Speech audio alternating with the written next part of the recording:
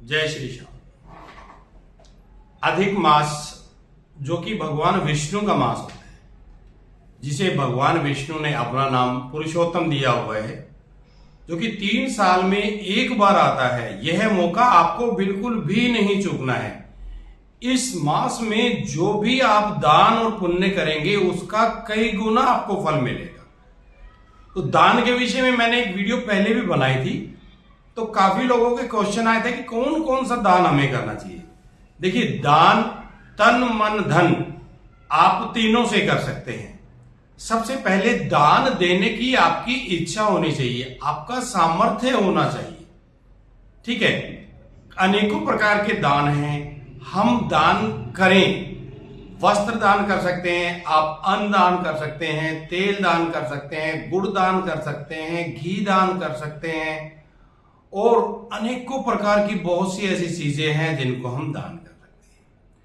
पहली बात तो दान करते समय हमारे मन में किसी प्रकार का कोई स्वार्थ नहीं होना चाहिए कि हमारा ये काम हो जाए तो हम ये करेंगे, हमारा ये काम, ऐसा कुछ भी नहीं। और दूसरा, दान आप हमेशा अपने सामर्थ्य के अनुसार कीजिए और दान उस व्यक्ति को दीजिए जिस व्यक्ति को उसकी जरूरत है।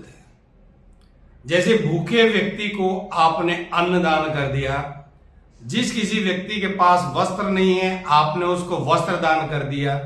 ठीक है, गौ माता को आपने गुड़ खिला दिया, घास खिला दी, तो ये तो हमारे क्या हो गए, हमारे धन से जो हम दान करते हैं वो दान है। अब कई लोग ऐसे होते हैं कि हमारे पास तो जी इतना पैसा नहीं है, हम इतना दान नहीं दे सकते, तो आप अपना श्रम दान दे सकते हैं। श्रम दान का भी बहुत अधिक महत्व बताया गया है।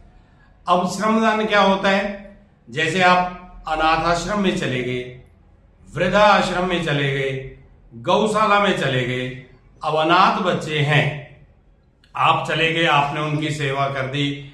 अगर आपको पढ़ाना आता है तो आपने बच्चों को कुछ पढ़ा दिया, थोड़ा बहुत आपके पास पैसा है तो आपने उनको कुछ थोड़ा थोड़ा सामान ला के दे दिया। वृद्धाश्रम में आप चले गए, बुजुर्ग माता पिता हैं, वो साक्षात भगवान का रूप ही इस पृथ्वी के ऊपर है।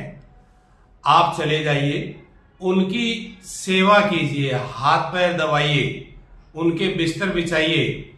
तो जितना समय आप उनके साथ बिताएंगे, आप उनकी सेवा करेंगे, वो आपके श्रमदान के अंदर आता है। और तीसरा है गौशाला। आप श्रमदान करना चाहते हैं, आप गौशाला में चले जाइए। गौ माता हमारे लिए इस पृथ्वी पे चलते फिरते साक्षात एक ब्रह्मांड है, सभी देवता उसमें निवास करते हैं। आप गौशाला में चले जाइए, जहां गौ माताएं बैठती हैं उठती हैं, उस जगह को आप साफ कर दीजिए, गौ माता को जल पिला दीजिए और उनके शरीर के ऊपर आप हाथ फेर दीजिए। तो इस तरह से आप अपना श्रमदान भी कर सकते हैं। तो यह जो अधिक मास है, इस मास का पुण्य आपको अवश्य ही कमाना है, नहीं तो फिर 3 साल के बाद ये अधिक मास आएगा, फिर आपको उस 3 साल का इंतजार करना पड़ेगा।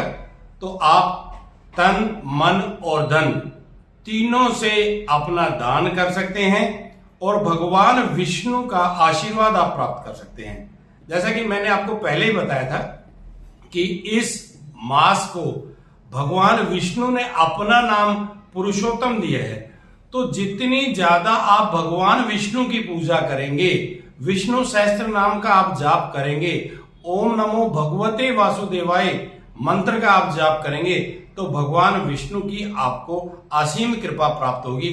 आपके घर में सुख शांति रिद्धि सिद्धि आएगी और इस तरह से आप इस मास के पुण्य को प्राप्त कर सकते हैं।